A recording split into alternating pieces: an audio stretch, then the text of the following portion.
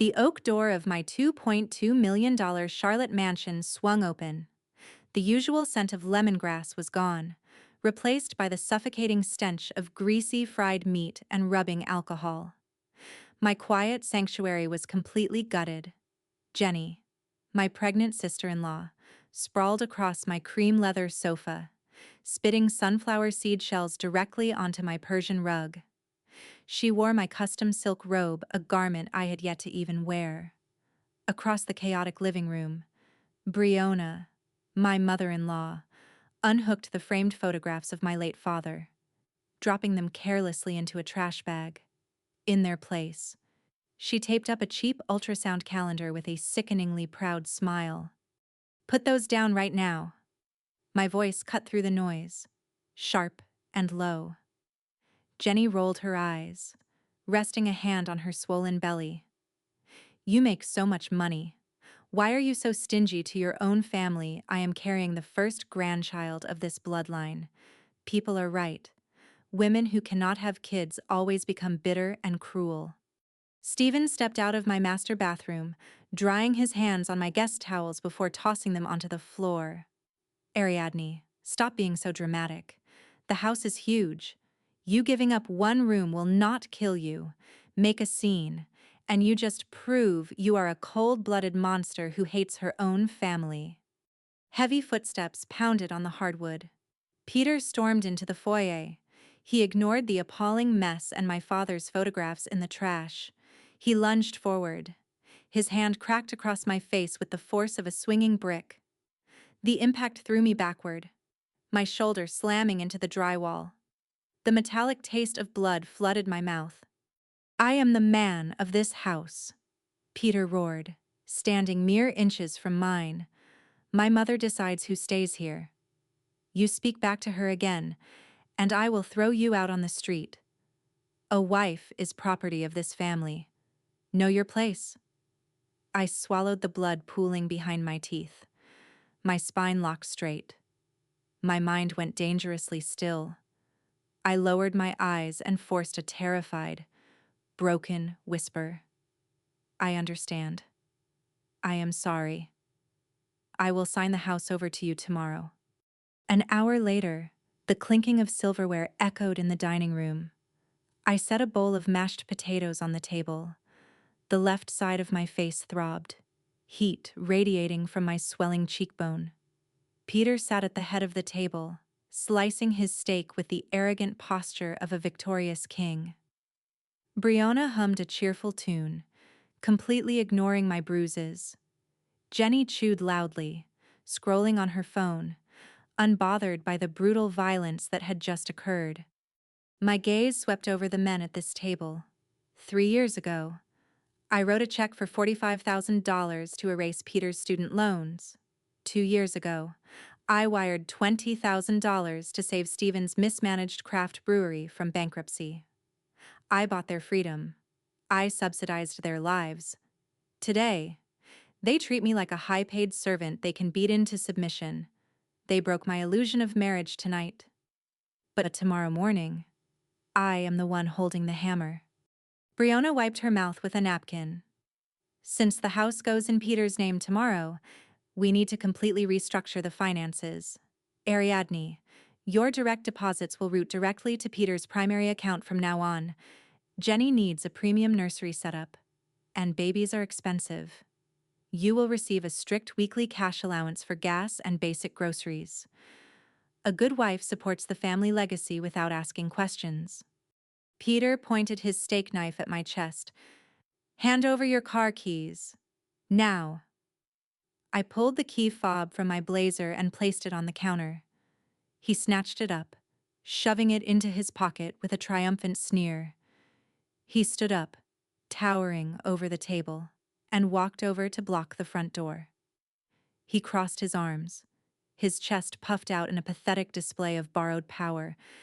"Do not try anything crazy tonight," Peter sneered, his breath reeking of cheap wine.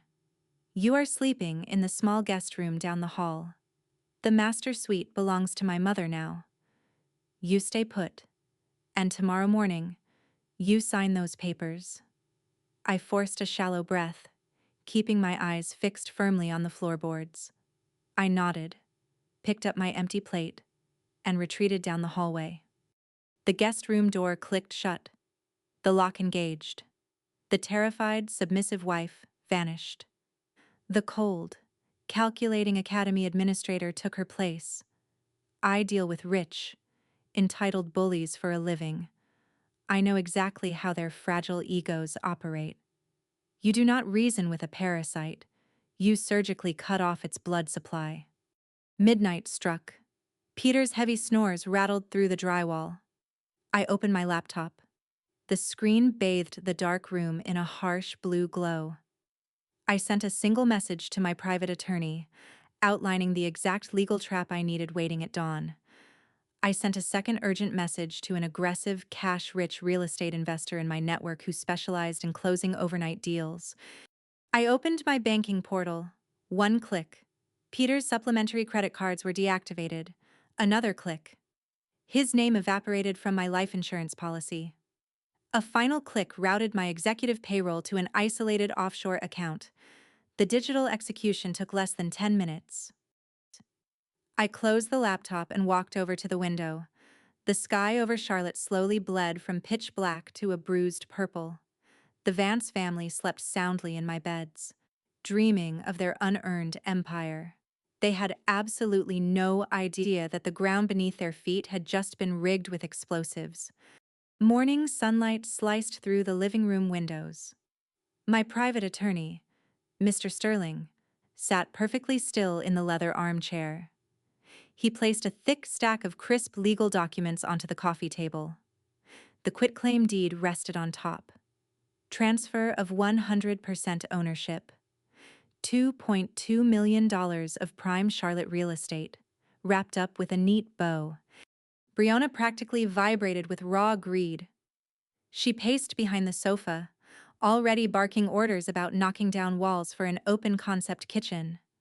Jenny stroked her swollen belly, eyeing the upstairs hallway like a conqueror. Peter leaned over the table. He picked up the expensive Montblanc pen. He adjusted his collar, puffed out his chest, and shot me a sickening, triumphant smirk. "See?" Peter sneered.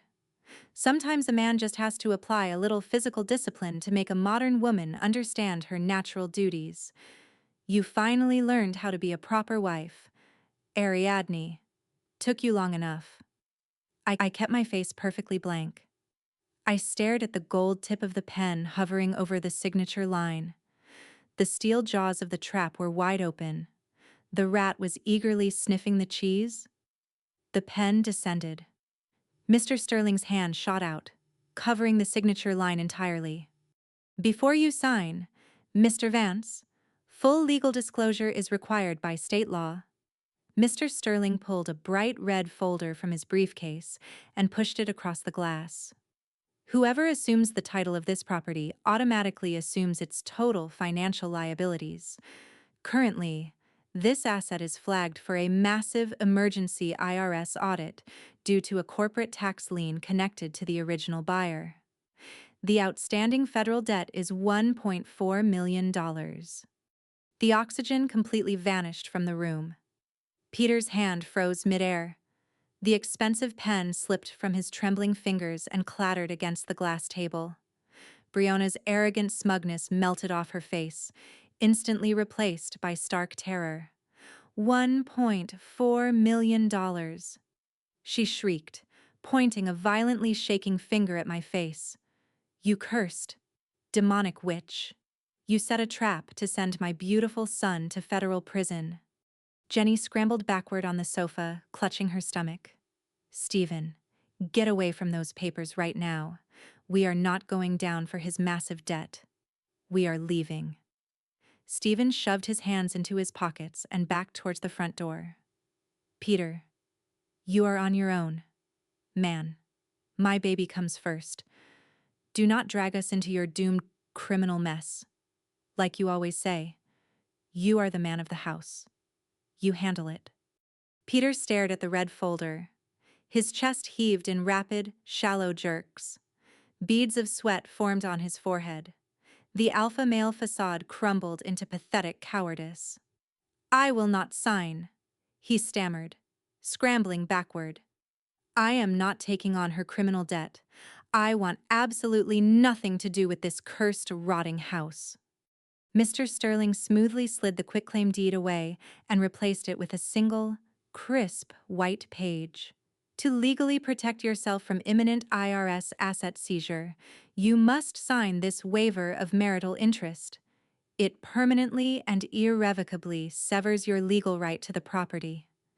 You walk away completely clean. She absorbs the total financial destruction and the prison time." Peter did not hesitate. He snatched the pen from the table. He scribbled his name across the bottom line, pressing so hard the tip almost tore through the paper. Brianna and Stephen lunged forward, practically shoving each other out of the way to sign as legal witnesses, desperate to distance themselves from the financial sinking ship. They threw Peter under the bus to save themselves. Peter threw me to the wolves to save his own skin. Mr. Sterling calmly gathered the signed waiver and slipped it into his briefcase. The gold latch clicked shut with a sharp, final snap. My cage was officially unlocked. As the latch snapped shut, my hunched shoulders snapped straight.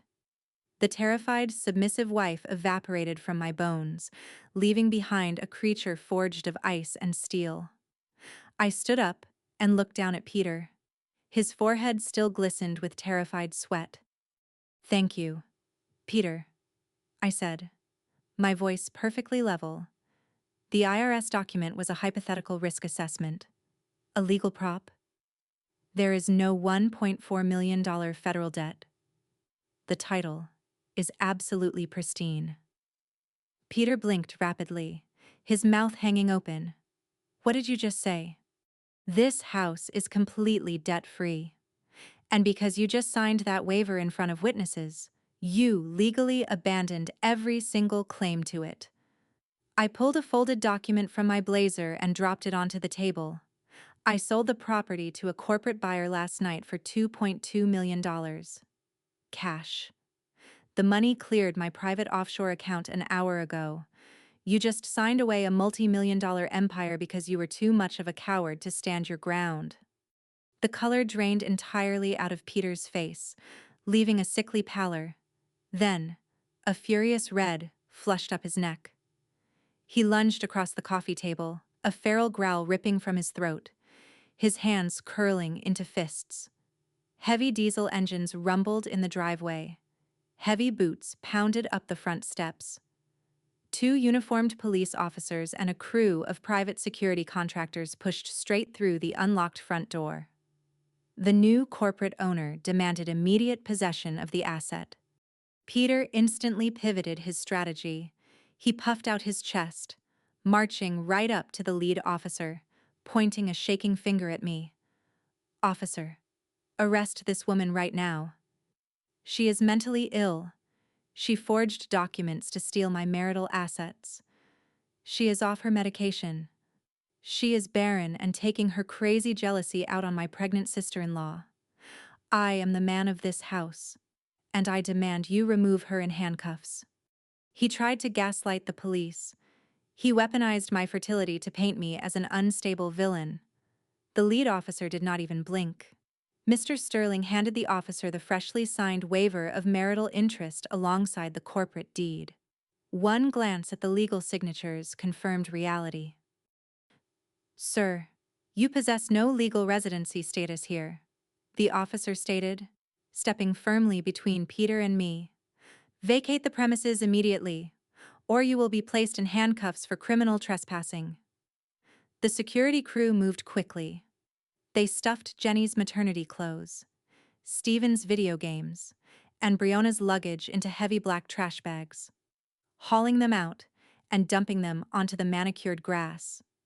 Brianna staggered onto the front porch in absolute horror. The wealthy Charlotte neighbors stood on their driveways, watching the spectacle. Whispers rippled through the quiet cul-de-sac. The arrogant matriarch who demanded my master suite now stood next to a pile of garbage, exposed as a squatter. She raised her hands to hide her face as her carefully curated social status shattered. Peter hyperventilated, staring at the locked front door. The illusion of his patriarchal power dissolved instantly. He possessed no wealth, no leverage, no authority, and no home. He stumbled down the porch steps and collapsed onto the grass. He clasped his hands in a desperate prayer, staring up at me as I walked down the stone path. Tears streamed down his flushed cheeks. "Ariadne, please." Peter sobbed. "I am your husband. I love you. You cannot throw me out like this. I will go to therapy. I will change everything. I swear to God." I stopped. He reached out to grab my ankle, but I took a deliberate step back. I looked down at the weeping creature kneeling at my feet. 3 years of manipulation, insults, extortion, and physical violence pooled in my memory. They broke my heart yesterday. Today, they were just dust under my shoes. "You did not love your wife, Peter," I said, my voice cold and final. "You loved your personal ATM." I leaned in close. "And your ATM just permanently swallowed your card." A ride-share vehicle pulled up to the curb. Stephen grabbed the 2 heaviest bags and shoved them into the trunk. Jenny waddled into the back seat, locking the door without a backward glance at her ruined in-laws. Brianna scrambled across the grass and grabbed Stephen's forearm, desperately begging him not to leave her homeless. Stephen ripped his arm away, staring at his weeping mother. "We have a baby coming. We cannot afford to house you. Peter is the man of the house. He can figure it out." He slammed the car door and the vehicle sped off. The enablers always turn on the abusers the exact second the free ride ends. Loyalty built on stolen money evaporates the moment the vault locks. Peter stayed frozen on his knees, patting his empty pockets. His luxury SUV was missing, officially repossessed at dawn. The sprawling mansion behind him belonged to a corporation, and his family had abandoned him. The patriarchal king now ruled over a pathetic empire of trash bags. A black Suburban rolled to a stop at the driveway. I stepped inside the quiet cabin, the heavy door thumping shut and silencing Briona's hysterical sobbing. As we drove away, I watched through the tinted glass as Peter buried his face in his hands. I turned forward. The crushing chains had finally snapped, leaving me weightless. Heading toward the airport, a one-way ticket to Denver waited inside my briefcase. I left the parasites to rot in the gutter they spent years digging for themselves. From my new corner office in Denver, the toxic chaos of Charlotte is a lifetime away. My attorney finalized the divorce 3 weeks ago. Because of the documented assault and security footage, the judge stripped Peter of spousal support, granted a permanent protective order, and ruled in my favor for domestic battery. Peter was ordered to pay $55,000 in punitive damages. Unable to afford a lawyer, he filed for bankruptcy 48 hours later. The social execution was swift. With the police report public, Peter's friends entirely cut him off. Brianna was asked to step down from her church committee as her pious matriarch persona was exposed as a fraud. They lost their unearned reputation and financial safety net in a single afternoon. 7 months later, my office phone blinked with a voicemail. The voice was unmistakably Peter's, hollow and broken.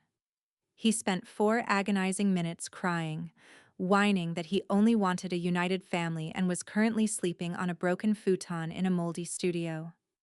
He begged me to call him back, whispering that he was still my husband.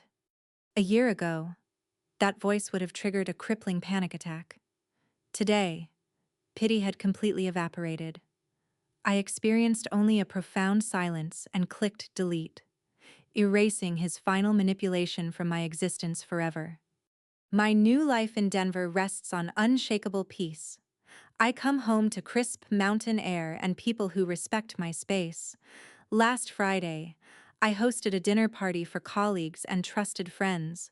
Nobody demanded my paycheck, criticized my career, or asked me to shrink my intelligence to make an insecure man feel tall. This is my chosen family, a circle of supportive individuals who value my mind and honor my boundaries. The contrast between this serene laughter and the toxic shouting of my past is a daily reminder of what I fought for. Now, I am speaking directly to you, the woman listening to this who feels trapped and treated like an appliance. Let me break down exactly what happened, because the monsters in your house operate on the exact same psychological programming. Peter's violence was never a sudden loss of control. Narcissistic abusers calculate it. That slap was a deliberate maneuver designed to test my submission and enforce ownership over my assets. He struck me to see if I valued the title of wife more than my safety. Then there are the enablers. Like Stephen and Jenny, do not underestimate cowardly bystanders. They use weaponized incompetence and fake morality to farm resources from the victim. They are just as toxic as the abuser holding the weapon, because they hold the victim down while the blows land. I survived because I learned 3 absolute rules of survival. Rule number 1. The golden bridge exposes true intentions. If you want to know if someone truly loves you, give them an easy way out that requires taking on real responsibility. I gave Peter the mansion he demanded but attached a fake financial burden. He instantly ran. If they run when the bill comes due, they only loved what you provided. Rule number 2. Enablers are just cowardly abusers. The people who stand on the sidelines telling you to be the bigger person are not neutral peacemakers. They are active accomplices. They benefit directly from your quiet submission.